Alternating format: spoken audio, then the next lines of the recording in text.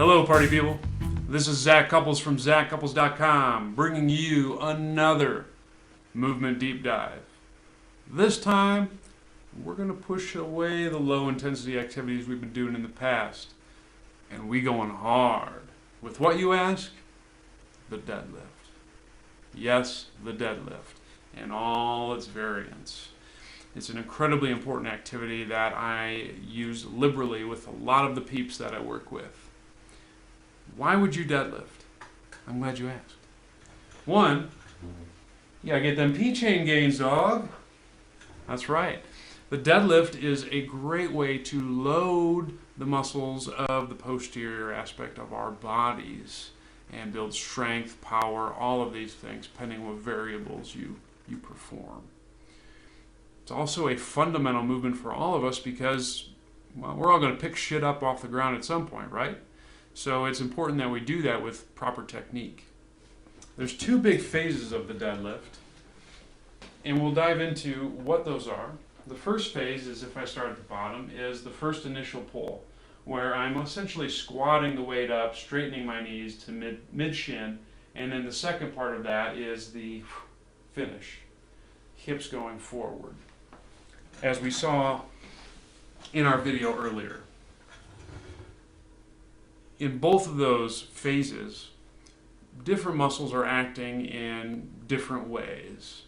The one constant, though, as you can see when I do that, if I back away, is trunk position.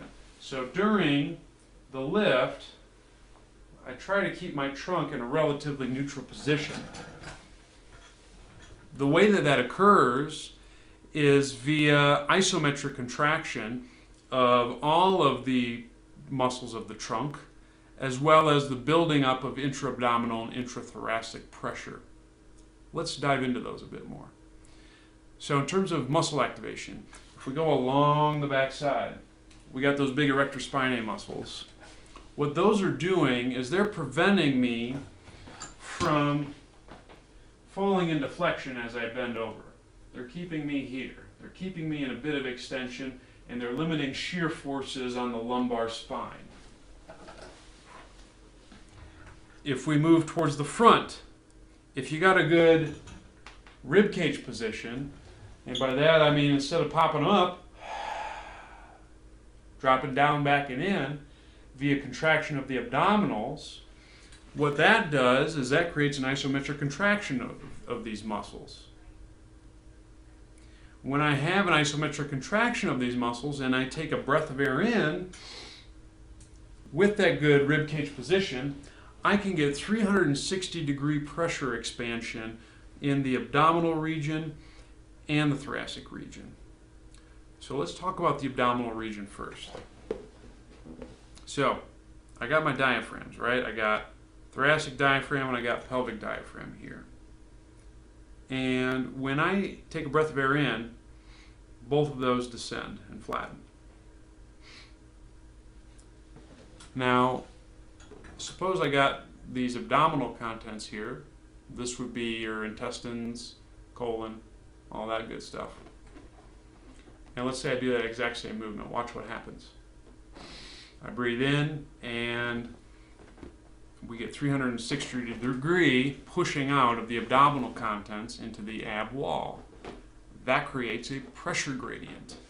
And that pressure gradient and pushing in 360 degrees enhances stability of the lumbar spine. Pretty sweet, right? If I'm not in a good position, so if I'm here and I'm severely arched, instead of my diaphragms being like this, they'll do that. Or, from the balloon's sake, what's going to happen then, right? I take a breath of air in, and I get compression in the backside, which would be near the spinal region, likely facets. And then I get pooching of the abdominal contents out the front, which further compounds that squeeze in the back. If we move upstairs, so I take my thoracic diaphragm and I make that the bottom, and I have my diaphragm upstairs, namely the glottis. As I inhale, we get 360-degree expansion of the rib cage by the lungs taking in more air. So we get apical expansion, we get lateral rib cage expansion, and we get posterior mediastinum expansion. If we really want to maintain pressure and keep the spine in a nice, strong position as I'm lifting a very heavy weight, I might use a Valsalva maneuver. So what I'll do is I'll drop my rib cage, get that big breath of air in, get my intrathoracic pressure maximized, get my intra-abdominal pressure maximized, and do what? Hold my breath as I pick up that weight. That maintains that pressure throughout the entirety of the lift, protecting both the thoracic and lumbar regions. In terms of other things that are isometrically active in the deadlift, if we go upstairs to the shoulder blades, when I set up, come on, fan. When I set up here, I'm going to drop my shoulder blades down, so depress them. That's going to engage the lats. That's going to create a little bit more frontal plane stability in the trunk, but it's also going to lock me into a little bit of normal extension. Normal extension, not hyper, normal. As soon as I do that depression of the scapula, well, we also know that the lower trap is involved in that action as well. So you're going to get trapezius muscle activation. You take a breath of air in, upper back expands to prevent extension of the thorax. The rhomboids are going to contract to pull the thorax back and maintain that position. So those are active isometrically. If I got a heavy weight in my hands, like a bar, that's going to distract the shoulder. So guess what muscles are going to contract to prevent your humerus from subluxing? The rotator cuff. So the rotator cuff, if you guys have seen Star Wars, acts kind of like the tractor beam in those ships. So what did the tractor beam do? Millennium Falcon is doing its thing, all of a sudden, tractor beam sucks it into the ship, right? Rotator cuff functions very much the same way. So if this is my glenoid, and this is my humerus, I have this distraction force from lifting 405. My shoulder's going to fall out, fall out, fall out. No, it's not. Why? Because I got these rotator cuff muscles encapsulating the shoulder joint, and as soon as those muscles sense that distraction force, they suck it back into the glenoid to enhance stability. It's a great way to activate the rotator cuff muscles in a way that's functional. If we move down the line towards the pelvis, obviously the lumbar erectors are active in maintaining a neutral position, but I also have a muscle fighting that, the hamstrings. So the co-contraction of the erectors, the abdominals, and the hamstrings helps keep this in a neutral position as I hinge at the hips. So especially at the bottom, when I go from here to here, because I'm not getting much hip extension, it's more knee extension, the hamstrings are active isometrically to hold the pelvis in place. Another cool thing that's happening is as I translate my hips back this way and posteriorly shift my weight, the hips are doing this. The hips are doing this from this view. So the outlet, the posterior outlet, these muscles back here have to eccentrically elongate and stretch. When the outlet opens, that creates a relative movement of internal rotation on the femur. So this activity is a great way to stretch the posterior outlet and posterior capsule under load. And it requires that mobility in order to successfully hinge back. That stretch does wonders for force production because when I hinge back, just like this, and I internally rotate those femurs a bit, and I open up that outlet, my gluteus maximus has to eccentrically elongate so it can help generate force from the bottom. So that brings me to what's concentrically active and doing a bulk of the movement in this exercise. So I got all those things isometrically active. My outlets stretched out, eccentrically elongated. First pull, quads and glutes contract concentrically to straighten my knees.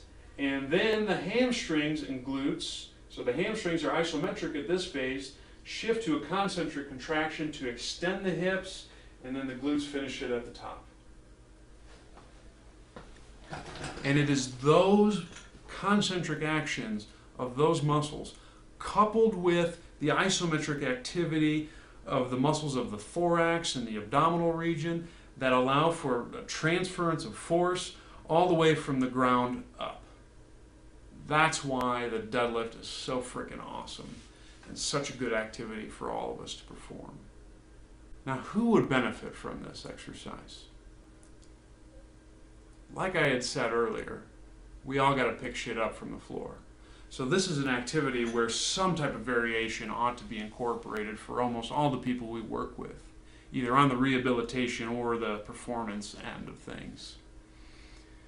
In terms of when to deadlift, that's got a little bit more variance in terms of application.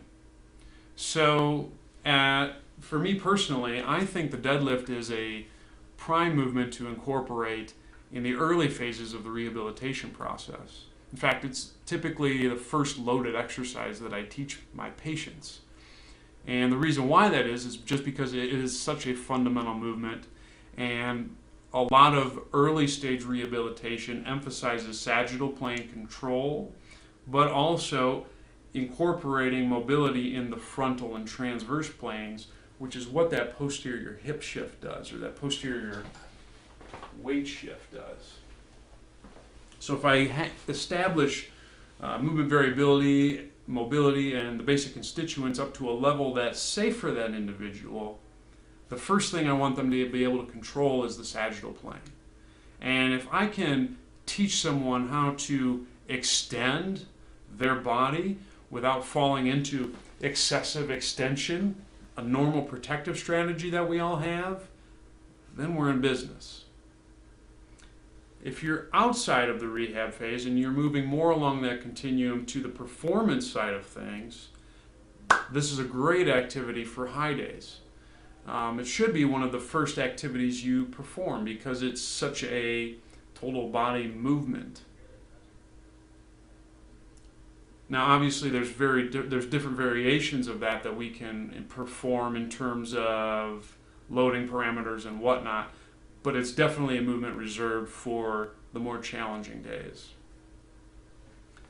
Now, some people, and I've done this in the past myself, will squat on the same day that they deadlift and make it as part of just a lower body day. And that's fine. But in terms of when you apply the deadlift, I strongly recommend that you deadlift after you squat. And the reason why that is, think about all the things I talked about in terms of core positioning and trunk activation during this movement. Because those isometric contractions, especially when you're lifting heavy weights, can be so taxing, I want to ensure that those muscles are not fatigued when I'm doing something like a front squat or a back squat where axial loading and axial compression occurs. Because if you're not going to get the stability and support from the muscles, you got to get it somewhere. So if you are going to combine the two, I typically don't anymore, but if you are, squat first, deadlift second. In terms of different ways to load this, I generally early on like to make this sucker heavy. I got a 62-pound kettlebell out here that I have all my grannies pulling that sucker from the floor, and they do it masterfully. We want this to be heavy because it loads the posterior musculature very well. And as we know, based on protective strategies, our extension-based musculatures are generally pretty strong. I typically, if I'm going heavy, will keep the rep ranges under 5. I don't know, and that's just my personal preference. For some reason, it just, I don't know, this just feels weird to deadlift above 5 reps. Another thing you can do is pull fast from the ground. This is a great way to engage fast twitch muscle fibers. This is a method that the West Side people champion quite a bit. But by pulling the weight fast, even if you're not loading the deadlift heavy, it's a great way to train the technical aspects and work on your speed in terms of pulling it from the floor. Another thing you can do from a loading standpoint is do the concentric only. I think this is phenomenal for athletes, especially in season, because you don't have the eccentric stress that normally occurs from the lowering phase of the deadlift. It's one of the benefits about starting from the floor is you can emphasize concentrics only. I know that some people will advocate tempo work for this exercise in particular. I'm personally not the biggest fan of doing tempo deadlifts unless maybe it's trap bar. And I think the reason is because it's too technically intense and too demanding of the core position that to do deadlifts for a prolonged period of time and under a slow pace is just really, really challenging to maintain technique. And I think if you are attempting to increase slow twitch hypertrophy muscle fibers or just hypertrophy in general from time under tension, I think there's better methods. I would rather you do an RDL or a snatch grip RDL, and you can even do this with wrist wraps depending on if you are trying to load the hamstrings quite a bit. But I just think there's better movements to do that for than the deadlift. So in terms of the win, early in the rehab, use it on your high days, make it heavy, make it fast, concentrics only. That's when I think this exercise is wonderful. Now, in terms of determining which deadlift variation you should use, and I'll detail this a little bit later, but we're going to want to look at a few different assessment pieces. The first one I'll show you, since I got the table right here, is hip rotation. Hip rotation is going to allow you to determine what type of squat variation you should use. So the big ones will be once we get to the heavier loading phases of the deadlift would be either pulling sumo or pulling conventionally. So for those who don't know, sumo stance is very wide and the arms are a little bit shorter. That's conventional, right? Narrow stance. Hip rotation is a great way to help point you in one direction or the other. So I'm going to sit here like so. If you got a buddy, let them measure you. But normal hip rotation, we should see internal rotation, and I'll point on this leg because I know I'm pretty close, about 40 degrees. External rotation, and actually I'm probably a little bit better on that side. So if I do both at the same time, see I got a little bit more right, but fairly symmetrical. External rotation should be between 45 and 60 degrees. On the right side, I can't get there. So, what does that tell me? Just that one test. Well, we know in the sumo pull, the femurs are a bit more externally rotated.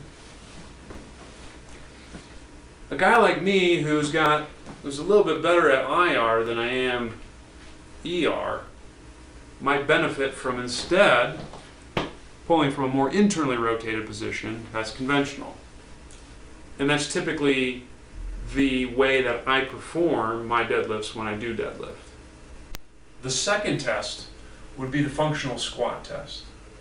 Now I have a video that encapsulates this a bit more in depth, and I'll link that to the show notes. But basically I'm going to see how far down I can go into a squat. And we're not talking like a loaded squat, we're talking about the one that I showed you guys in the squatting bar reach movement deep dive. So what that is I'm reaching forward, doing my best Michael Jackson impression, Shimona, tucking my hips, I'm pushing the knees forward and seeing if I can descend into a squat. What this is checking is, from a deadlift standpoint, is how well can I open up those posterior outlets and get my posterior hip and posterior capsule to relax. Now, we know that when I go pull conventional, I got to get a decent amount of depth. Versus sumo, in a wider stance, if I'm here close like this, I don't have to go anywhere near as far to the ground because my torso is a bit more vertical and the wide stance essentially shortens the distance that my legs have to travel. So if I have a full squat, right, that should be easy peasy for me to get into and pull weight from. Again, another reason why I personally use conventional. But let's say I can't do that. Say I'm here and maybe I get to here and all of a sudden this is just killing me. I take that functional test, I look at hip rotation, and maybe I'm probably a little bit more externally rotated on both femurs. I'm probably going to pull that weight sumo. The last thing you're going to look at is arm length. So for this, stand at ease, arms relaxed at your side, where do your arms fall? For me, I generally like to see arms go way past the trochanter if I'm going to pull conventional, or at least at least somewhere around the trochanter, greater trochanter region or below. And the reason why that is because if my arms are really long, I don't have to travel as far down. So it's a way that, say I have a crappy squat, but maybe my arms go darn near towards my knees, I might be able to still pull conventional because of that anthropometric thing that I have going on. My arms are shorter,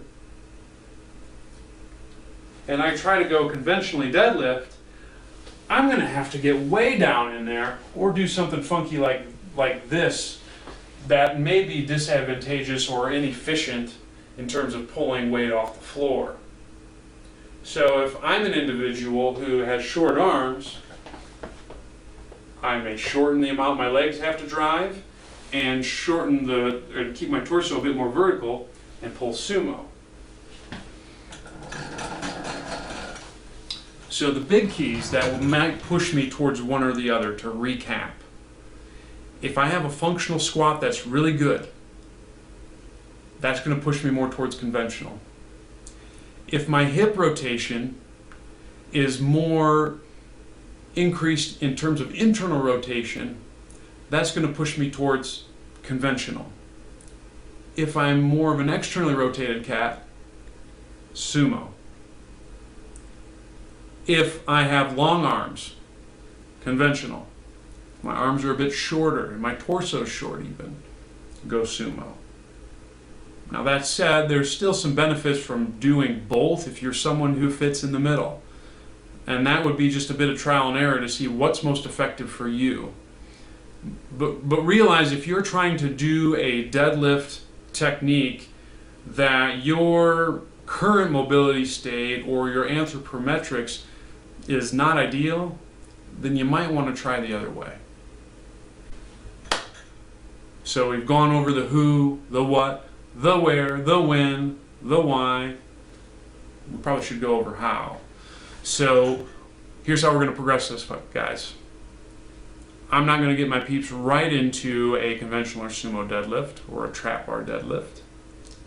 We're going to start with the kettlebell. Let's go to it. All right, guys.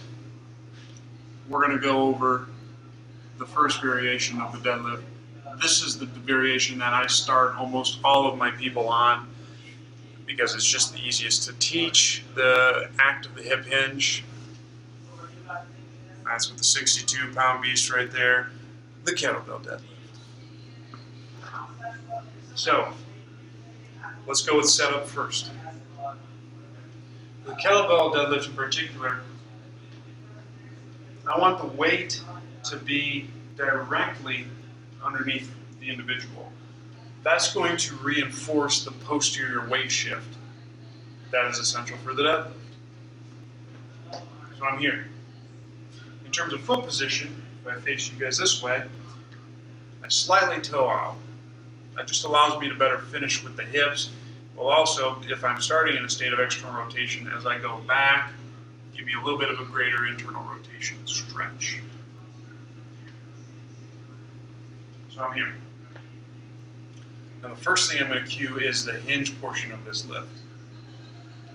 In order for me to effectively do that without hyperextending the lumbar spine, two things need to happen.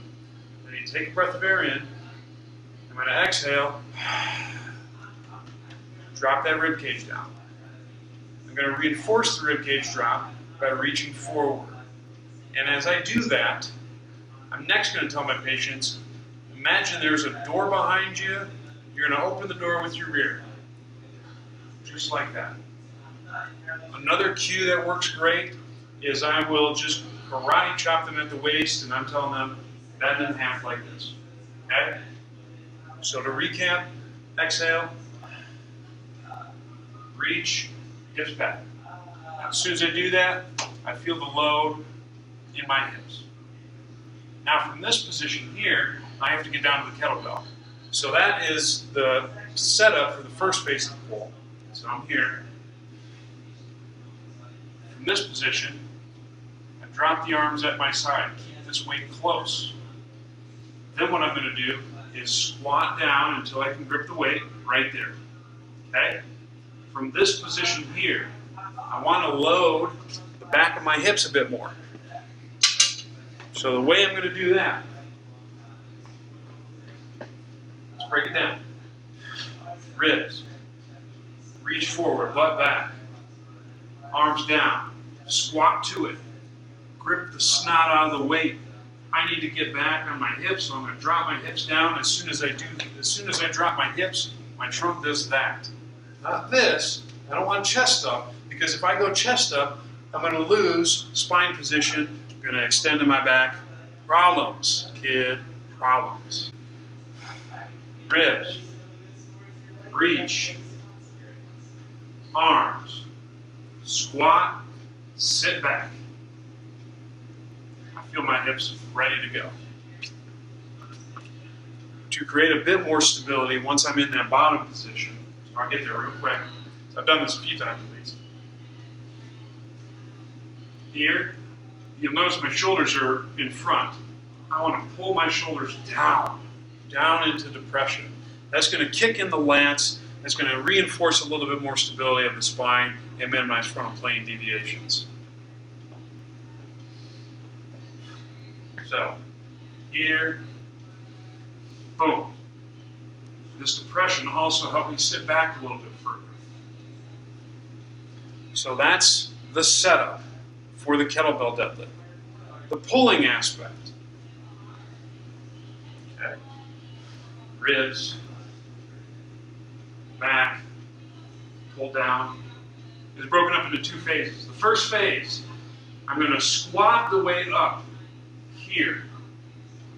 Once the weight gets to about mid-shin level, I know it looks terrible right now, I'm going to push my hips forward into the kettlebell. So, here, squat it up, hips forward. Right? It's a squat. Once you get past mid-shins, push your hips forward like you're doing a hip thrust. Or like you're, no. Okay. Set up.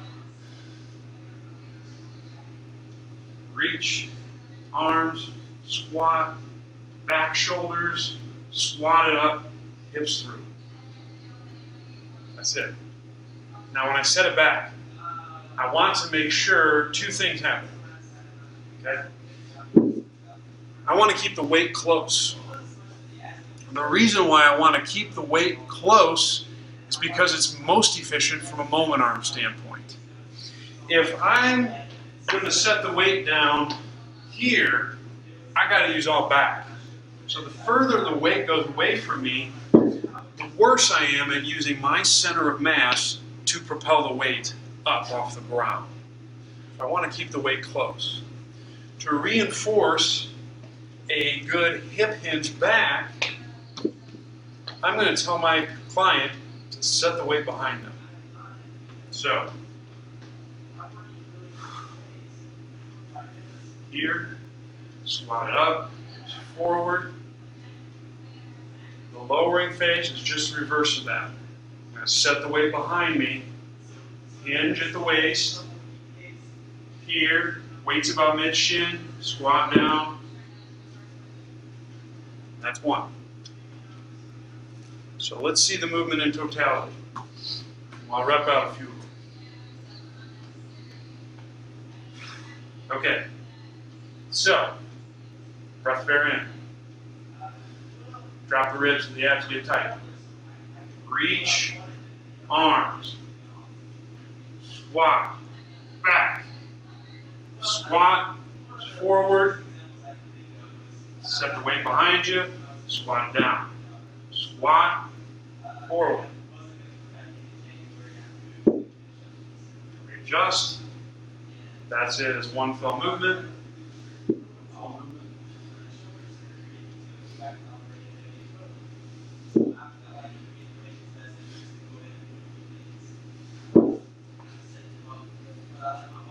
That's how you perform the kettlebell deadlift. All right, guys. So your client has mastered the kettlebell deadlift and they're ready to lift some heavy shit.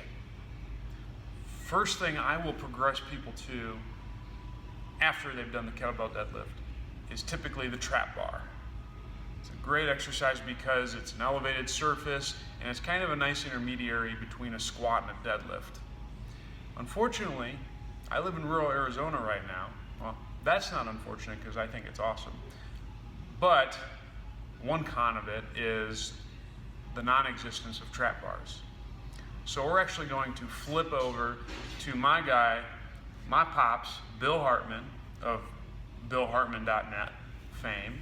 He's got a new book coming out in August, I believe, so please put that on pre-order, check him out.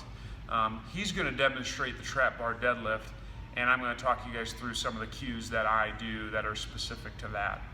But if you have someone who is just transitioning out of kettlebell deadlift and wants to go heavy, or you got someone with ankle mobility limitations or who can't get good depth in some of the testing that we performed earlier, you want to start with the trap bar.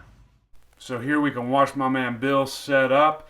I'm going to pause it right here for a moment. You can see that his feet are about hip width apart.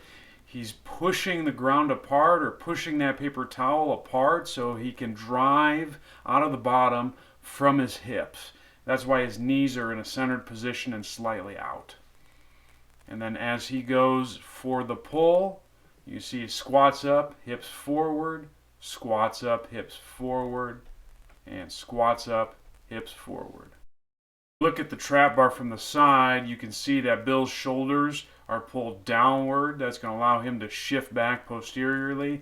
And it is the same thing that I talked about in the front view. He squats up, the hips go forward. We'll see that again. Squat up, hips forward. We've mastered the trap bar deadlift. And now we want to pull the bar off the ground. We want to go conventional or we want to go sumo. Those are your two big options.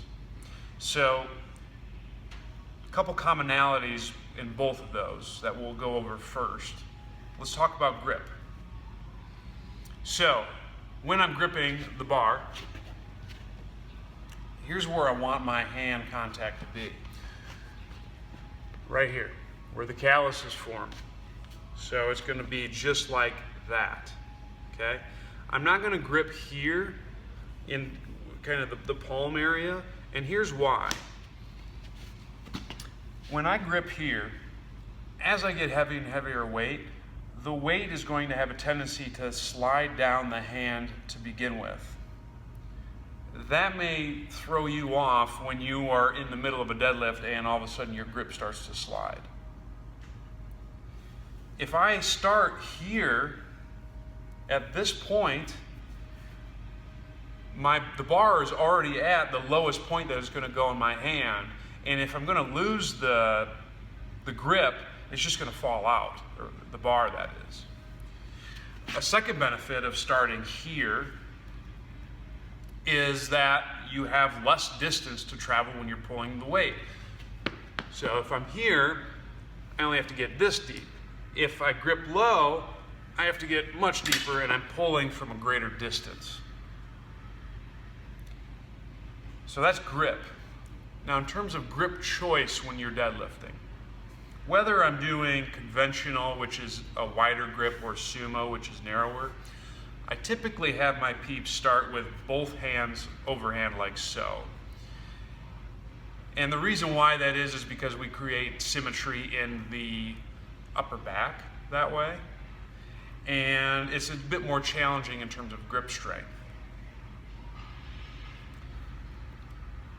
Before I go to the supinate, or the alternating grip, where I supinate on one side or the other, I'll maximize this and lift as much weight as possible until I can't. From there, I'll chalk up my hands. That'll also help enhance grip, and then I'll see if that gets me a little bit further from a deadlifting perspective. Once I've maximized those two areas, that's when I'll switch to a supinate grip on one side and a pronated grip on the other, or an alternating grip. And I typically alternate both sides. And the reason why that is because some individuals can aggravate their biceps tendon with the supinate grip, especially if you have heavier weights. And you guys have all seen the bicep tears on YouTube, I'm sure. That's why I think it's advantageous to grip in that fashion. Now, when I am gripping the weight, regardless of pull, I usually start here. So I internally rotate my arms, just like so. And then what I'm going to do is I'm going to, as I wrap my fingers around the barbell, try to bend the bar and create a little bit of external rotation like that. So I'm here, there. What that's going to do is, obviously, as we showed in the kettlebell deadlift, you get a little bit of scap depression. This is going to externally rotate the scaps a little bit, which is going to lock them in place via the lower trapezius here. It's also going to help me get my chest up into appropriate thoracic extension. So I'm here, internally rotate, grip it that way. That's pretty much all we need to know about the grip. Now, before we go to conventional deadlift, let's look at bar selection. So obviously you could deadlift any bar, but a great bar that you want to try to go for is a bar that's specific for the deadlift. Now, this one in particular, which I'll, let me take my phone off. Here's what you'll see.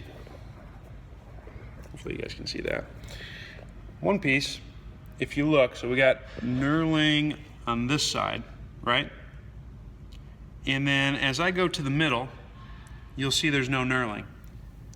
This, if you see that, that's typically a deadlift bar. Another thing you'll notice is that this bar, in comparison to others, is a lot less thick.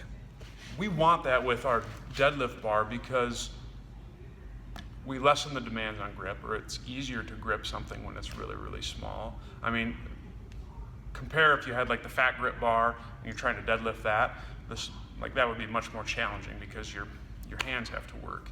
When I have a thinner bar like this, it's kind of a fail-safe in terms of making sure grip is the last thing that limits you from lifting the weight. The other benefit of these bars is they're a little bit more bendy. So when you do get heavy weight, the bar naturally is going to have some give to it in terms of bend. These bars are kind of built in for that. So if I can find some type of deadlift bar, that would be ideal. If you see knurling in the middle of the bar, chances are it's not a deadlift bar. So you'll want to find one that doesn't have the knurling in the middle. Let's get into the conventional deadlift. From the front, first thing, take your shoes off, stay a while. Here's why. When I take my shoes off, I'm closer to the ground. I have less distance to pull the weight. I can also get a little bit more stability because I can rely on bony contact of my feet into the ground. If you do want to go shoes, go with something minimal. Now these are, I forget what they're called, but they're like Nike trainers, but these are pretty tiny. I can deadlift in these without any problems. You don't want something like running shoes or something like that where they're much more elevated and you got maybe a little bit of a heel height, or Olympic lifting shoes, because you have greater distance to pull from the ground the higher your feet are in the air. Chuck Taylors are also really good for deadlift because they're closer to the ground. Setup. So if I'm going conventional, my stance is going to be a bit narrower. I try to keep my feet within the knurling. My hands, when I grip the weight, are going to be just outside my feet. I'm going to toe out a little bit slightly. And what I like to do is I want to dial in. I'll either think about tearing the paper towel roll apart, like we talked about with the kettlebell deadlift, or twisting my feet out. When I supinate, that allows me to use my hips a little bit more effectively. So I'm here, I'm going to reach, drop down, I can't reach it, hands in, get my twist. That allows me to sit back, and then it's squatted up, hips forward.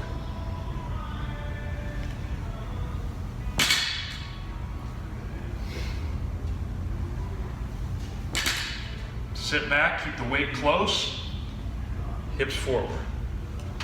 All right, now let's go over the conventional deadlift from the side. So think same setup as we did with the kettlebell. Remember, there's our tips from the front view. Stance is narrow, toes are out a little bit. I'm going to take breath of air in, exhale, drop the rib cage. Okay? From here, I'm going to reach forward, butt goes back. That's going to allow me to shift. Drop the arms. I'm going to squat down, internally rotate the arms, dial it in so I get that twist. That sits me back. And I'm going to squat up to about mid-shin, hips forward, pull it through. And back down.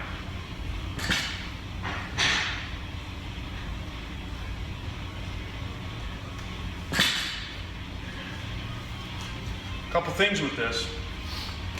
As the weight gets heavier, this is something I didn't really talk about much with some of the earlier progressions, and that's because the weight wasn't that heavy. But as the weight gets heavier, you'll want to do a Valsalva with this maneuver in particular.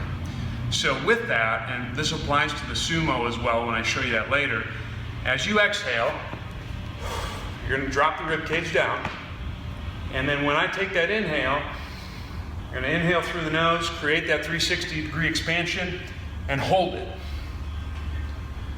What I don't want to do is this, a breath of air in through the mouth. And the reason why I don't do a breath of air in through the mouth, because then my ribs are going to pop up, most likely. Because as I mouth breathe, my tendency is to jut my jaw a bit more, or jut my head a bit more forward, so I can get more air in.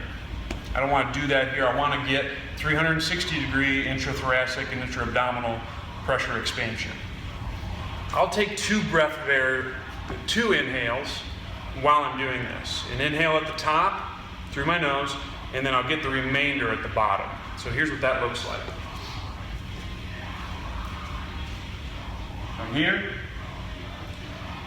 let's go over the setup again. Narrow stance, feet slightly out, arms are at my side. I'm going to breathe out. Ribs are dropped. Breath number one. Got it, hold. Here. Breath two.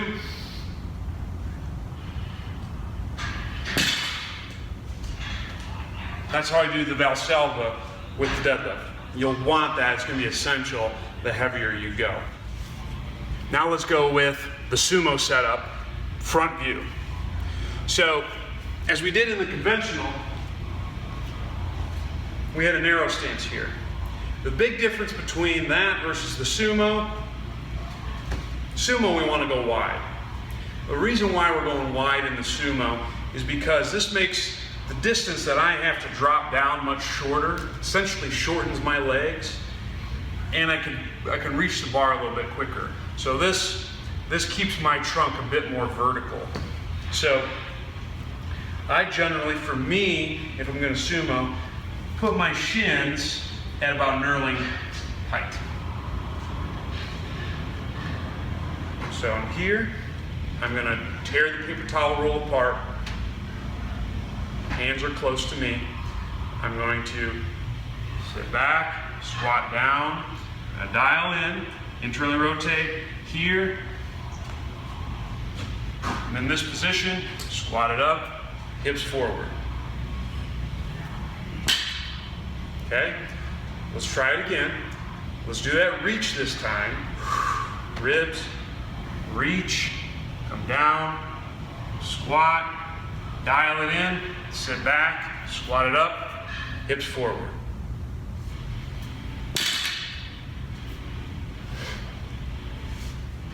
Let's look at the side view of the sumo deadlift. So, remember our setup. Shins at about knurling distance. Dial the ground in. So you twist your feet out or think about tearing the paper towel roll. Here. I'm going to take my breath of air in. Drop the ribs. Reach forward, butt goes back. Doesn't have to go back as far because I'm in the sumo position. Arms drop down, I can't get there. I'm going to squat, dial in my hands, sit back, squat it up, hips forward. So you'll see my trunk is much more vertical in this position. I'm going to reverse it.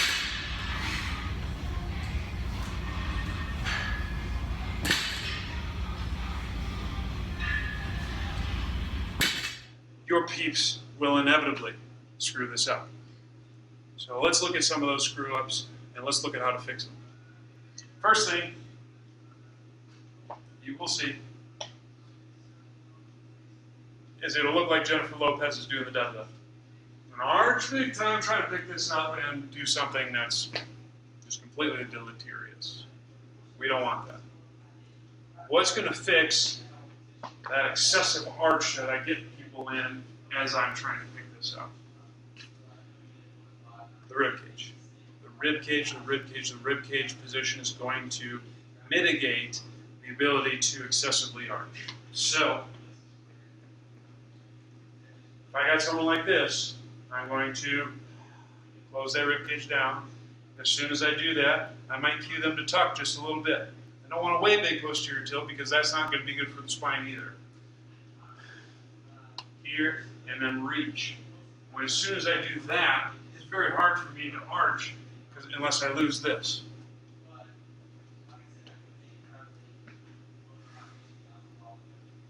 Another cue you can use if you got someone who doing a bit of the J-Lo thing and maybe you got them up here but you can't get them here, is instead of cueing them to push back, cue them to almost fold in half like they're taking a bow. Or what I'll tell my clients, which I stole from Jay Chung, because he is phenomenal with these cues, is imagine you're smashing your face onto a table. Boom. If I'm here, boom, I go straight down. That excessive anterior pelvic tilt goes away.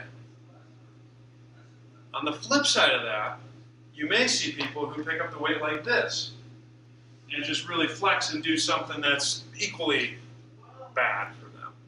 Or it might be someone who's over PRI-ized. We're not picking up heavy things like that. What do I do with someone who flexes all the way down to get to the weight?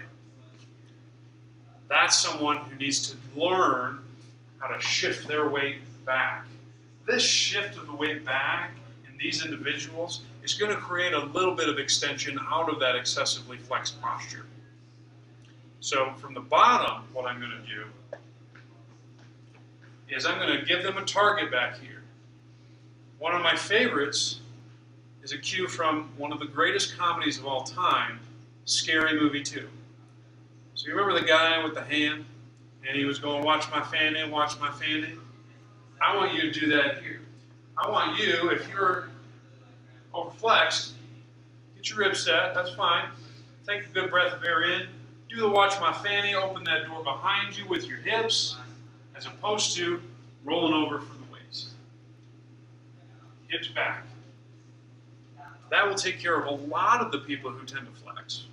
But let's say I'm okay at hips back, but then I go there the rest of the way. What gets me out of excessive thoracic flexion is the scapular depression. So I'm here.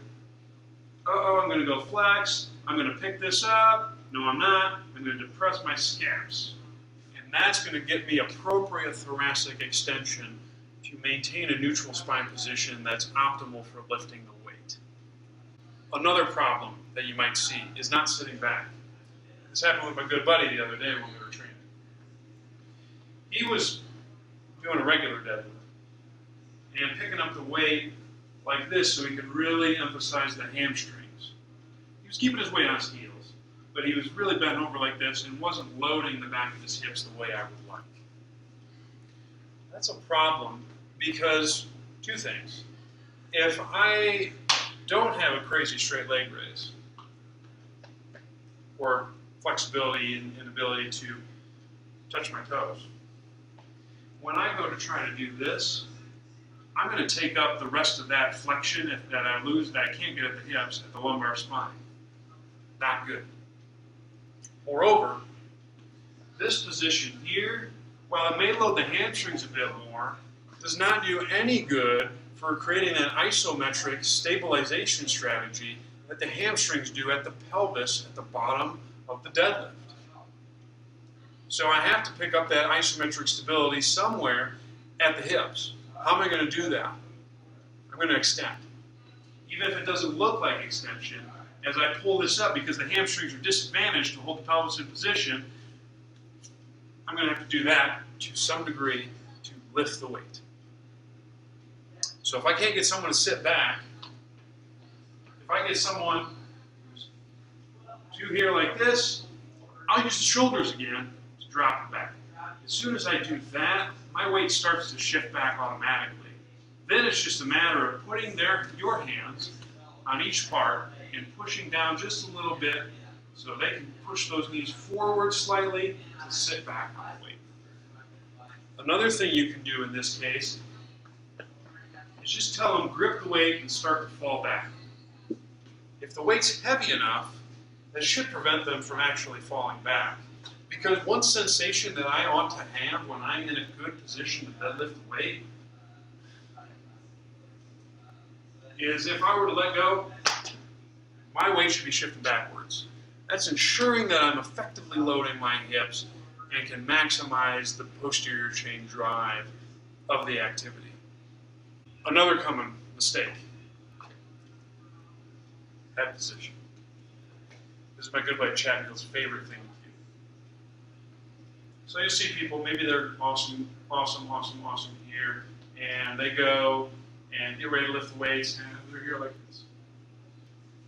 How many books have we seen that? That's a no-go. That's a no-go, a no-go, a no-go, and here's why it's a no-go. Let me do the same movement. So I'm here looking up, and if I just upright myself, watch what happens with my neck. That should be my finish point if I'm maintaining a neutral spine. Guess what? You're not maintaining a neutral spine when your head's up like that. And the reason why is when you increase the cervical curve in such a manner by promoting extension, you're going to affect the rest of the curves. It's going to wrench you into further extension, limit your capabilities of lifting at best, at worst, give you some problems. So I don't want that. Now that said, I don't necessarily want to pack the neck back either, because that works under a similar mechanism. If I reduce lordosis at the cervical spine, I'm going to reduce lordosis at the lumbar spine because those two work together. The spine moves as a cohesive unit. So I don't want this, and I don't want this. Another side thing about this, closes off the airway. It doesn't allow my glottis to effectively contract, or close, I should say, in such a manner that I can increase intrathoracic pressure. So instead, what I want to do is keep the head in a neutral position. So if this is where I'm looking forward, or this is where my head is when I look forward, I want that same position when I'm going to pick up the weight. And I want to maintain that the whole time. So if I got someone who's doing this, I just say, look right there. Oftentimes that's enough of a cue. And I may train them initially to just keep looking there, and that may even be at the expense of them lifting like this. And that's okay. I want to get them set up successfully from the bottom, because it's more dangerous for me to pull with my head at the bottom than being here at the top, because I'm not moving the weight. Once we get fancy with this, one thing we can do, once they have good head control, is you can drive further extension and a lot of times increase force production by driving the eyes up. But that's a bit more challenging. So if you can get to the point where you are setting up the deadlift and you're doing pretty well at picking it up, keeping a neutral head position, drive your eyes on the way up. So I'm looking up at the ceiling right now, you can't see that. That will help drive extensor tone a bit more. Another common problem is the weight or the implement or the bar moving away from the body. So what that'll be is maybe they do pretty well here, and then once they set it down, they set it way in front, or as they're lifting, it just drifts out in front of them. We don't want that to happen because we want to keep the bar pulled in a straight line to minimize the moment arm from where my driving force for this movement should be.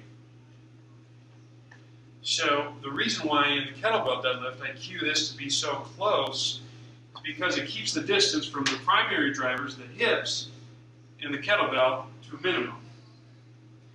If I'm further out here, my hips can't effectively drive the weight up, and I have to use something closer. That's going to be the lumbar spine. So if I got someone who's a drifter, I got to get a lat lock in. And so what that means is if I'm here and I'm about to allow this to drift, I'm going to cue them, drop the shoulders down. Keep that down, and then keep the weight close to you as you pick up. So shoulder drop and keep the weight close. Let's say I have someone who can't lock the lats effectively. Greg Cook in FMS Level 2 course is a great cue for this, and I do love it. I don't use it that often, but if I got someone who just can't get the concept of locking in the lats, this works great. So get your Greg Cook band, performbetter.com. Not a sponsor, by the way. I wish.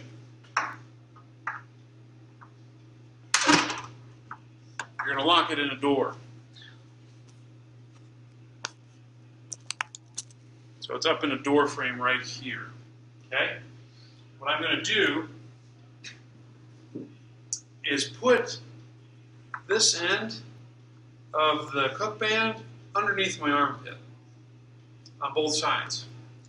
You guys should try this. I mean, it's pretty cool what it does. So, got my Cook band. I'm going to keep this intact with my pits. And just this here, I feel my lats engage. And hopefully I can do this.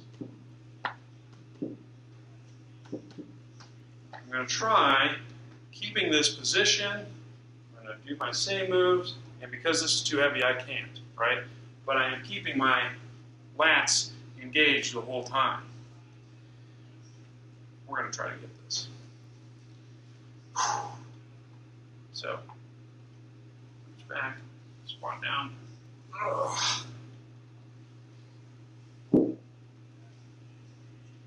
is also helping me sit it back a bit more into my hips. I wouldn't use that heavy of a cook band. But that's another thing that you guys can incorporate with someone who tends to have the bar move away or they lose the lat lock. Another common mistake from a setup standpoint is letting the knees cave in. I actually had this on a gal I'm seeing for an ACL tear this week. And we did this cue, and it worked wonderful because she was getting knee pain during the deadlift. So what you might see is something like this happening as I pick up, and I'm trying to valgus on that side. Well, how do I fix that, Zach? Use a band? Hell no. Here's what you're going to do. When I cue them, and this is a cue that I stole from Lee Taft. Is it stealing, though, if I'm telling you it's his? Sidebar. Imagine there's a paper towel roll, or a paper towel underneath your feet. What I want you to think about is trying to rip that paper towel apart. And when I do that, I'm moving into a bit of supination at the feet, and that's also externally rotating my femurs. As soon as I do that, I feel the hips engage. That's a good sign. So, tear the paper towel apart, get into my setup, and you're going to see no valgus happening here.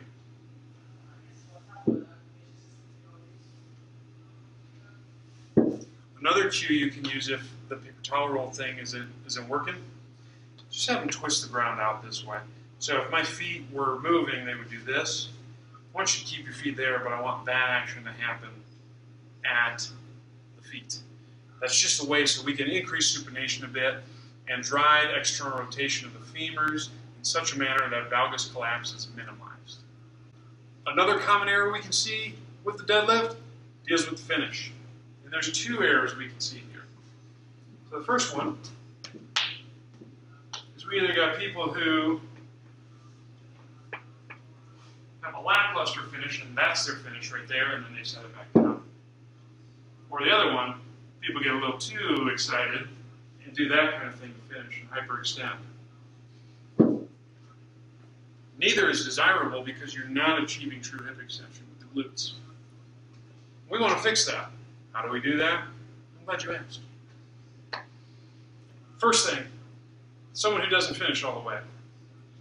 Get them to finish all the way. How? 2 cues.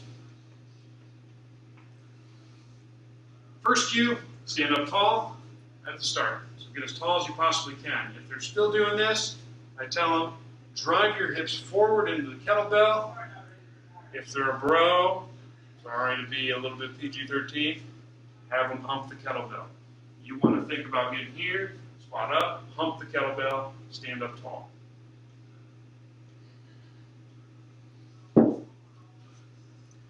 If I got someone who gets too crazy finishing, for that we want to work on their ability to Michael Jackson at the top and get a posterior pelvic tilt. Because that posterior pelvic tilt is going to engage that last little bit of hamstrings and glutes. So for that, instead of having them finish forward, I might have them think about tucking the hips up and finish up and tall, as opposed to driving into the kettlebell, like we did with the other person. So there. I'm going to do right finish, tuck up. Squeeze the glutes a little bit. And that way I limit this happening. Now, a couple errors that you'll see on this deadlift in particular. We talked about this a little bit with the kettlebell, but I think it's easier to see it here. First error is letting the bar get away from you. So sometimes you'll see people where they're set up too far behind, and they'll try to pull from here. So my feet are like here, and the bar's here, if you can't see that. Or from this angle, imagine the bar's right here. My objective is to keep this weight as close to my hips as possible, because that's where I'm driving the force. So when I'm here, if you imagine that the bar I want to keep right where my shoelaces are, at the middle of the foot, and then I'm going straight up and down, and that's my bar path. That's going to be the most efficient position for me to pull the weight. And because the midfoot is close to my hips, it keeps that moment arm small. So I'm here, I'm keeping this weight close to me as I pull. And that's what I tell my people. You want to stay as close to the bar as possible, or pull the bar into your thigh. If I'm here like this and I try to go in deadlift, you see the distance from the bar to my hips is much greater. So either my hips have to work extra hard to try to get there, or because they're so mechanically disadvantaged, I have to use something else. And what am I going to use? My back. That's a no-go. So the two keys to making sure I keep this close to me are the setup first. So making sure that the bar starts at about mid-shin or middle of my foot, and then what I'm going to do is I'm going to keep it close to me the whole time. Bar stays close, back down. Bar stays close, back down. The other thing you'll see is as I pull up,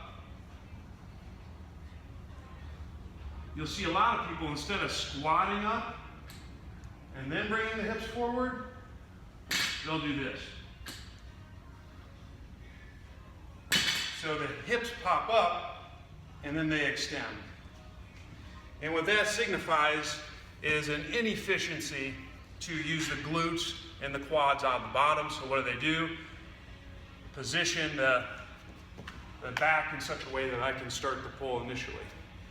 We don't want that. We want our back to isometrically hold the spine in a good position. What we don't want is it being a concentric puller in the deadlift. So to fix that, what I keep my peeps to do, and I got this great cue from Eric Otter, shout out to him, is I tell them to pull the bar slowly until you get to mid-shin. And then it's about finishing the hips through. So here, give me my setup. I'm going to pull the bar slowly mid-shin. Then bring the hips forward. Pull it slowly mid-shin. Hips forward.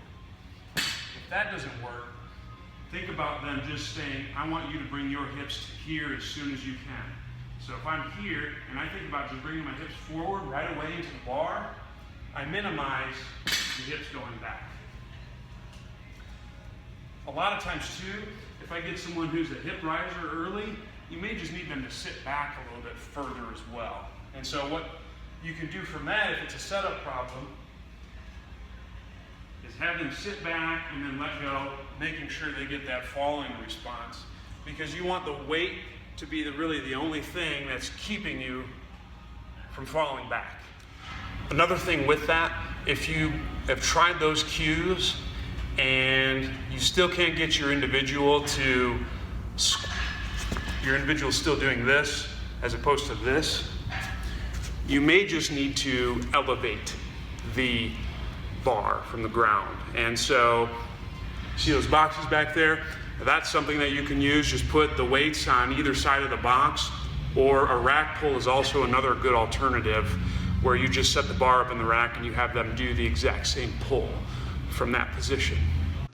So let's say that you've solved those common errors as best as you can, but the kettlebell deadlift is still too challenging. We got to regress this bad boy. How are we going to do that? First thing I would do, and this is generally what I do with everyone, is if they can't lift it from the ground, elevate the weight. When I elevate the weight, I don't have to posteriorly weight shift or control that posterior weight shift as much, and I don't have to squat as low. So this is a perfect variation if you got someone who can't touch their toes, or with those 3 tests that we looked at before, the functional squat, hip rotation, and then the arm length. If those are problematic in terms of allowing depth, Bring it up to them. You're still going to teach the hip hinge action, and they'll be able to do it effectively and still load lower body. Let's say elevating the weight isn't going to be helpful. Maybe we just got to work on the hinge portion. So for that, what I'll do is I'll go up against a wall or a fire extinguisher, and I'm basically going to have them do that same reach that we worked on for the setup, and just try to get back, touch the wall.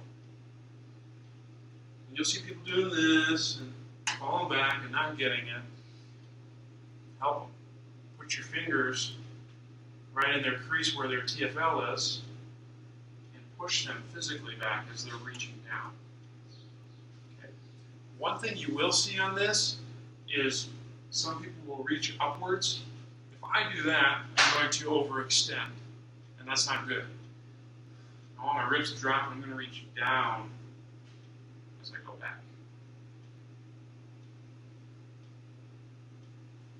A regression I don't like, because that's rudimentary. That would be like, they can't do this, and they can't get the concept of hinging.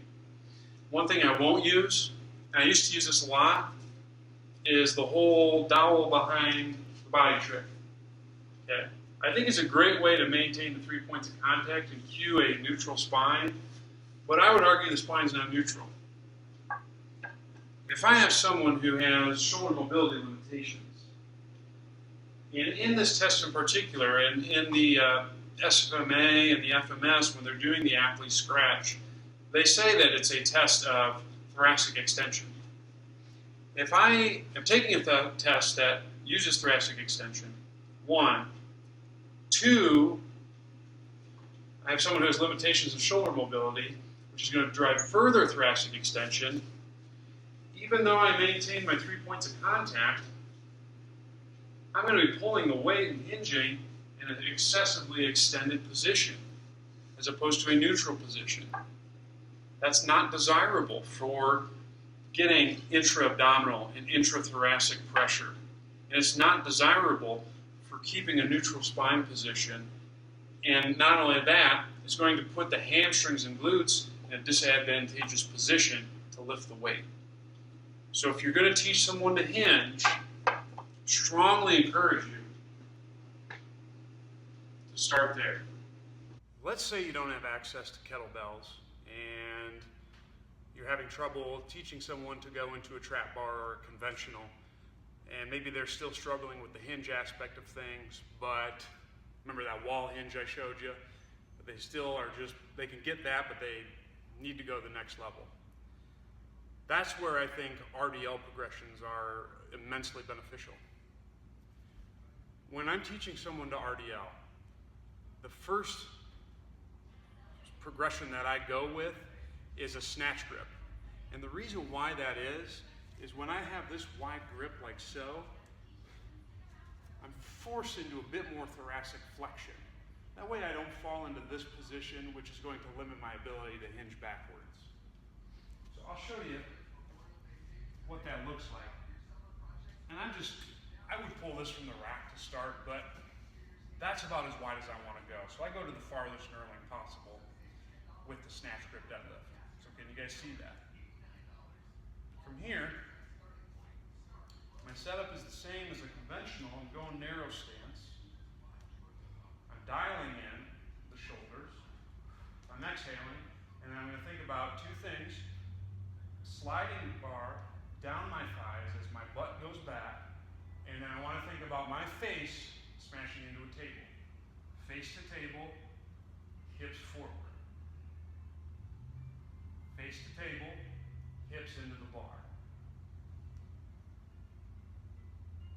Once they've mastered that, then I can switch to a conventional RDL grip. The reason why that's more challenging is because I'm more prone to falling into extension because I don't have the lower traps holding me in that, and the rhomboids holding me in that position of thoracic flexion. So I'm here, slide down the shins, hips forward. Slide down the shins, hips forward. So obviously we talked about possibly elevating the bar as a means to allowing someone to work on pushing on the bottom with their hips as opposed to popping up or using a rack pull. But what if I have someone who can get into the range but is having trouble ascending out of the bottom, and maybe they can get there and it's just they lack the strength in that position? You can simply work on just pulling from the bottom up to about mid-shin. So first pull, you can rep that out. And for that, the setup is exactly the same as I normally deadlift. I'm just going to work on that first movement, go up here, hold it, and then drop back down. Reset again, same thing, hold it, drop back down. We did it. We've made it through this week's movement deep dive on the deadlift. I hope you guys got a lot out of this. I had fun doing it. If you have any questions or comments or any tips that you guys prefer or like when you're coaching deadlifts, just comment below. Otherwise, stay hungry, keep moving, keep learning, and pick some heavy shit up off the ground.